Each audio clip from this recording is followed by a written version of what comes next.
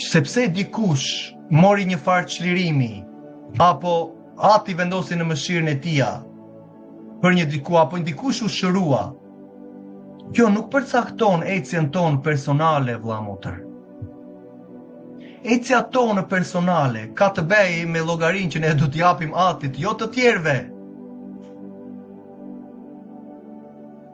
Sepse dëgjuan emrin e demonët, dëgjuan emrin e Mesias Jashuas dhe dolën, masandaj përcaktojnë ecjen tonë.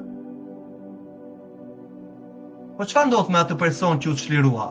Do vazhdoj të shkeli ligjin e tij sepse dikush nuk i ka thënë. Do mëkatoj, mëkati do silli prap 7 frymëra të tjera. Shikon çfarë ndodh sot në asamble?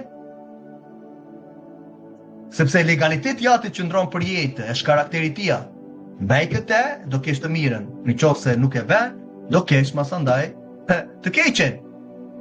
Bekimet apo mallkimet, jetën apo vdekjen, thotë shumë hapurazi, ajo gjë nuk ka ndryshuar. Në ligjin për 3:28, vargu 1 dhe vargu 2.